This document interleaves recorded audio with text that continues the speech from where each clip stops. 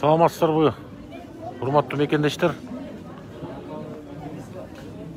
26 майда болуп турчу Москва-Бишкек авиа каттамы боюнча дагы бир ирет толук маалымат бере кетели.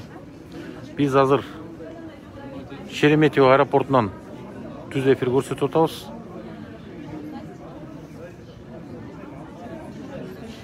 Бул жерде турган, на кассада очередте турган биздин жарандар, биз кече элчиликтен Аэрофлот компаниясына список тизме түзүп,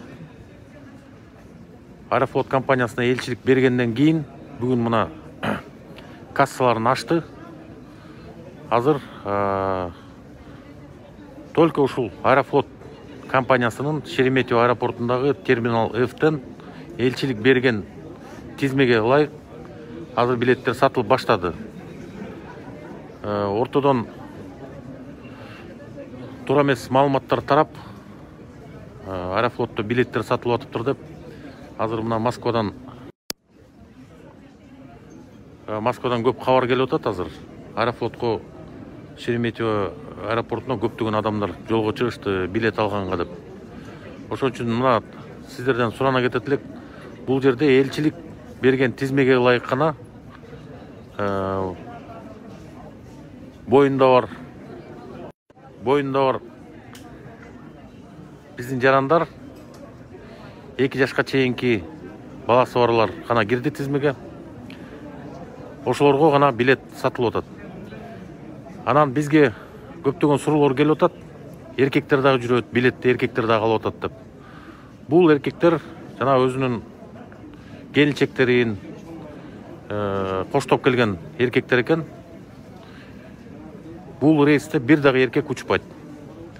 Мына ушул тизмеге кирген кыз келиндерди коштоп келген гана эркектер. Жардам берип, кээ бирөө үйүнөн келе албагандар күйөөлөр келип билет алып атышыптыр. Азыр мына очередь болуп 26-сында Баянкүдө тыгын болбосун деп бүгүндөн баштап мына элчилик сүйлөшүп, бүгүн касса ачылды. Бүгүн эртең биз берген тизмеге гана ылайык билеттер сатылат. 26-сында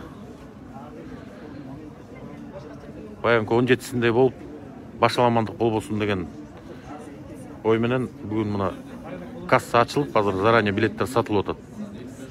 Дагы бир жолу айтып кетели, ар кайсы группалардан билет сатылып атыптыр деп сообщениялар тарап, азыр көп кишилер аэропортко барат элек деп мына чалып атышат. Сиздерге дагы бир жолу айта кетелик, аэропортко келбеңиздер. Бул жерде элчилик берген гана тизме менен билет сатылат. Элчиликтин тизмесине кирген биздин жарандар, ошол жерде WhatsApp группа түзүлгөн. Ошол WhatsApp группага кабар берилип, кел билет алга деп кабар жазылган. Ошол кабар башка группаларга тарап кетиптир. Дагы бир жолу айта кетсек, азыр билет саткан алдамчы шылуундар бүгүн эртең менен баштап билет сатып атышыптыр. 31.500дөн элчиликтин атынан билет сатып атыптыр.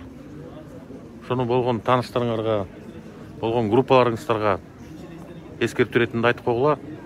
Билет мына могул жерде аэропорт Шереметьевонун терминал Ф'те расмий өзлөрүнүн авиакассасы бар.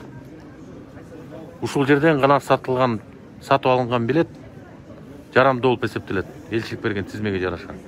Башка жактан алган билетиңер жарамсыз. Мошенниктердин кылтыгына илинип калбагыла, алдамчылардын. Ошону болгон тааныштарыңарга, группаларыңарга эскертүү иретинде барыңыздар таратып коюңуздарды суранабыз. Эч кимден билет албасын. Элчиликтин атынан дегендерге ишенбесин. Тизмеге киргендер Аэрофлоттун өзүнөн келип гана билет аласыздар. Москванын башка жагынан эч жерде билет сатылбайт. Элчиликте билет сатылбайт. Дагы бир жакшы жаңылык айтып койсок, билет арзан болуп атыптыр. Биз баягы айткан суммадан дагы арзан экен. Мына бuyakta кыздар айтып атышат. Кыздар, билет канчадан алып атат дейсиңер? 12.075 рубльдан мына алып атышыптыр билетти. Баягы 14.000, 15.000 деп баргандай суммалар айтылып атпады эле. Азыр мына касса иштеп 12.070 рубльдан сатып алып атабыз дейт.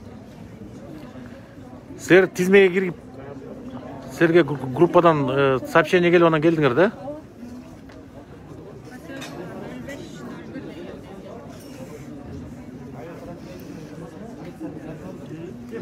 Мына бүт боюнда бар кыз келиндер.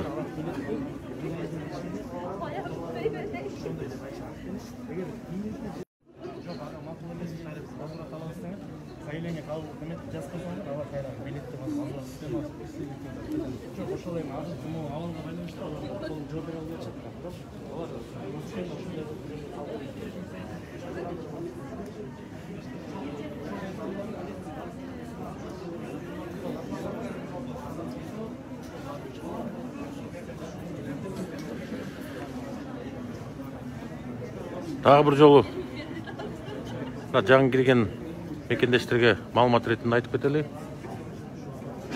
26 майда биздин Кыргыз өкмөтү тарабынан сүйлөшүүлөр жүргүзүлүп, элчилик тарабынан сүйлөшүүлөр жүргүзүп,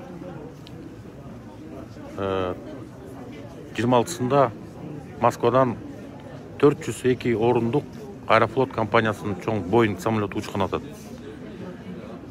Бул каттамга элчилик тарабынан тизме түзүлүп, элчиликке келип түшкөн арыздардын негизинде ошонун ичинен 1,5 миңдей кишинин арызынын ичинен тандалып отуруп, медиктердин катышуусу менен тандалып отуруп, мына 5 айдан 8 айга чейинки боюнда бар кыз келиндер, 2 жашка чейинки баласы бар айымдар кошулуп, ушул список кече кечинде Аэрофлот компаниясына элчилик тарабынан жөнөтүлгөн. 26-сында аэропортто тыгын болбосун деп, мына Аэрофлот компаниясы бүгүн кассасын ачып берди. Азыркы күндө мына 3 касса иштеп атат.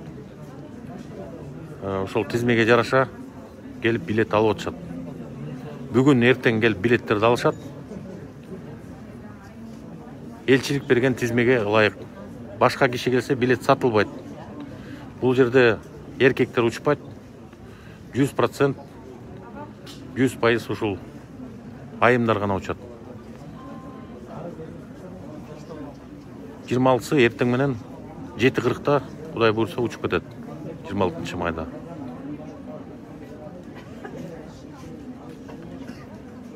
Бул жерде ар кандай маалыматтар тарап атат. WhatsApp группаларда дагы провокация кылып ар кандай сүрөттөрдү тартып жөнөтүп атышат. Мына элчилик алдаптыр. Момда эркек балдар жүрүшөт. Билетти эркектерге сатып атыптыр деген ар кандай провокациялык сүрөттөр менен жанагындай билдирүүлөр тарап атат. Ошон үчүн мына биз аэропортко келип түшүндүрүү иштерин жүргүзөлү деп келдик. Бул эркектер аялдарын сопровождение кылып ошо жакта коштоп келгендер. Булардан бирөө да учпайт. Кээ бирөөнүн аялдары үйүнөн чыга албайт. Ошон үчүн келип көөлөрү билет алып атышат ушул жанагы тизме боюнча аялдарына. Дагы айта кетчү нерсе, эртең мененден бери бизге мына чалуулар болуп атат. Ортодон алдамчы шылуундар, мошенниктер 31.500дөн 32.000ден билет элчиликтин атынан деп сатып атышыптыр. Бардыңыздарга эскертүү берип коелу. Андай мошенниктерге ишенбегиле. Алар боюнча биз иштерди жүргүзүп атабыз, чаралар көрүлөт. Кимде ким ошолорго бүгүн картасын акчага отуртуп атыптыр. Кимде ким жабыркаса бизге элчиликке келип кайрылгыла. Азыркы күндө мына келип кайрылгандар бар. Бирок дагы ким ошондой акча которуп жабыркалган болсо, бизге келип кайрылыңыздарды өтүнөбүз. Билет только ушул Аэрофлоттун кассасында гана сатылат, башка жакта сатылбайт. Бул Шереметьево аэропорту, терминал F, ушул жерде гана элчилик берген тизмеге ылайык сатылат. Башка жака ишенбегиле. Элчилик билет сатпайт. Башка авиакассалар билет сатпайт, башка компаниялар сатпайт. Только ушул Аэрофлот компаниясы Шереметьеводан сатат. Эркектердин келгени, силер эмнеге келдиңер, жигиттер? Аэропортко эмнеге келдиңер? Аялдарыңарды жөнөткөнү келдиңер,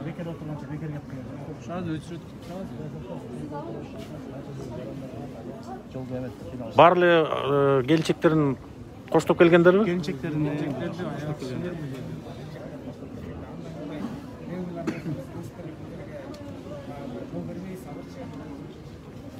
маалыматты туура пайдаланып, туура алгалы, барлык жерде туура жеткире элесиздер да, туура жеткирге сураныч. Мына аял кишини көргөндөр бизге керек бар. Жана эркектердин сүрөттөрүн тартып, группаларга таратып атпайбы? Аэропортто дагы алдап эркектерге билет сатып атышыптыр. Ошол ойду туура бөлүштүрүп болдуңар, силер да айтасыңар экен. Ошол үчүн мына бул келген жигиттер өзлөрүнүн келинчектерин коштоп келгендер. Анан мына жигиттер барыңыздарга айтып коелу. Барыңыздар 26-сында 5-6 киши узатып келбегиле. Тек кире бериште полиция турат. Биздин жигиттер турат, элчиликтин кызматкерлери турат. Список менен келинчектериңерди гана киргизет. Эркектерди киргизбейт. Жүктөрү кандай? Жүктөрүн биз жардам беребиз. Жүктөрүн, чемодандарын көтөрүшүп жардам беребиз. Бул жерге талпа кылып 400 киши келсе дагы 2ден узатуучу болсо 1000 киши келет. Баягыдай дагы ызычуу болбосун. Бул жер мына терминал F өзү кичинекей экен. Тияктагыдай чоң терминал эмес. Батпай тыгын болуп, баягыдай ызычуу болбосун. Ошон үчүн эшиктин алдына мына узатуучуларга барыңыздарга айтып коелу. Бир кишини 3төн киши узатып келген болсоңуздар киргизбейбиз. Сиздерден сураныч, үйдөн коштошуп, жакшынакай жеткизип келип туруп, эшиктин алдынан акырын кетип калыңыздар. Бияктан мына биз волонтер балдарды чакырабыз. Биздин активист балдар келип бизге жардам берет. Элчилик кызматкерлери, ички иштер министрлигинин кызматкерлери келип, ошондо түнү менен келип ушул жерде кызмат кылабыз. Чемодандарын салышып жардам беребиз. Ошон үчүн үйдөн жакшынакай коштошуп, аялдарыңарды ошол жактан узатып ийгенде болгула. Үйдөн жөнөтө албайбыз. Жок, бул жерге жеткизип келип, Бул жерге чейин алып келсеңер дагы эми баягы кириштин кажети жок деген. Бул жерден узатып туруп, жүктөрүн алып келишет. Өткөндө баягы коштошуулар. кыздар, тизмеге кандай болуп кирдиңер, ошол жөнүндө айтып койгучу. Тизмеге посольство документ тапшырып. Посольствого кандай, эмне документ тапшырдыңар?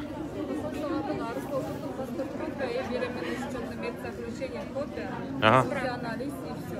Үч документ негизинде. Балам болсо, балдардын документтери. Консульствого келип өзүңөр документ тапшырдыңар, 19 майда барганбыз. Бирөө жарым тааныш салып, бирөө жарым акча сурап, андай факты болгон жокпу? Мага жолукпады деп.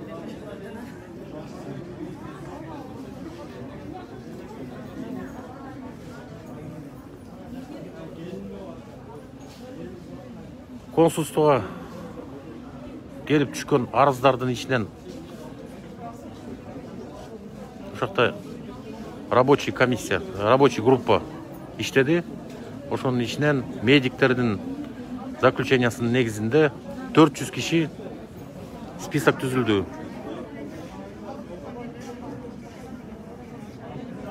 Ал жерден айта кетчү, дагы бир айта кетчү нерсе, ушул списокко кирип аткан айымдардын жердиги, кайсы жерден экени, кайсы областтан экени, кайсы райондон экени каралган жок. Болгону справкасын текшерилди.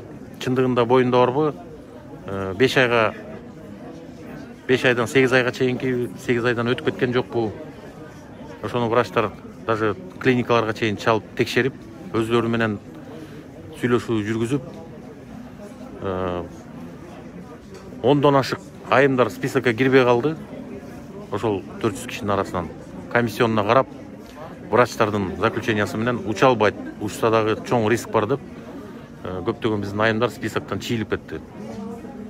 Ал эми өзлөрүнүн коопсуздугу үчүн врачтар биз аларга жооп бере албайбыз, биз макул эмеспиз деп, списоктон бир топ кишилер чийилип кетти. Анан балдар 2 жашка чейин гана 2 жашка чейинки гана балдар менен айымдар кошулду. Oyunda ballarda bardaklamış arasında. Primoy efir bu ya. Ama teytekte spesakты көрмөс болду, жазылып аткандарыбыз. 101 деме болуп кетти. Кана каякта жазылып атат? Тейtek жазылып атышпайбы? А ким жазып атат муну? Кийинки рейс боюнча толук расмий маалымат болгондо элчилик тарабынан элдерге билдирүү болот. Качан болорун азырынча биз айта албайбыз, качан болорун. Кийинки рейсте дагы болжол менен ушундай эле аялдар учат, анын ичинен азыр эми катуу ооругандар дагы тизмеси топтолду. Ошолорду кошобуз деген ой бар. Бул эмне список чоңуз? Чоңуз, ким түзүп атат бул списокты? Эмне балдар? Куба.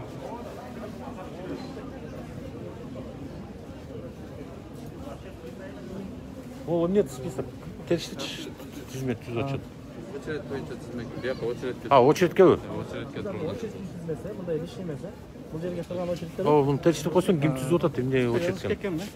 Бул жерге келип кандай бул эмне тизме болот? Биякта кассага очередке туруп касса. Ошону тактап коелук, анда бул жерден өзүнчө да. Бул жерден мынакей эже карындаштар келип, өздөрү фамилиясын жазып. Бул тизме өзлөрү бул жерге очередке турганга тизме түзүп атышыптыр. Мына түртүшмө жок, тыгын жок, жакшынакай маданияттуу. Мына очередте турушуп билет сатып алып атышат. Билет жакшы жаңылык, мына арзан экен, 12.070 рубльдан алып атабыз дейт. Дагы бир жолу сурап коелучу билет алгандардан. Мына жакындап калды очеред. Билет канчадан болуп атат? Чоңуз, билет канчадан болуп атат?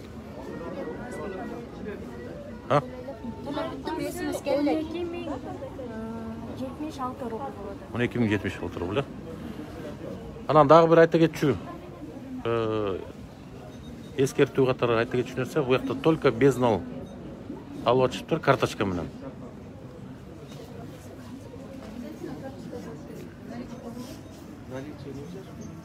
Карточка менен деп жана группага да айтылбады эле, карточка менен барып алгыла деп.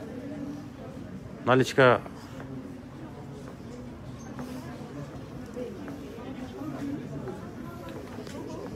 төрт касса иштеп атыптыр. 4 кассага алып атат. Билетти канча калдыңыз? 12.075 рубль.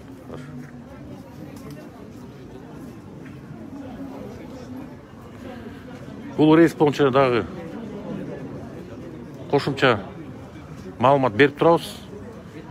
Дагы бир жолу сиздерден суранып кетебиз. Элчиликтен же башка жактан деп алдап билет саткандарга ишенбеңиздер. Саламатта болуңуздар. Каналга жазылууну унутпаңыздар. Биринчилерден болуп маалымат алуу үчүн коңгуроочону басыңыз. Дайыма ден соолукта болуңуздар. Сиздер менен бүгүн 24 маалымат топтому болду.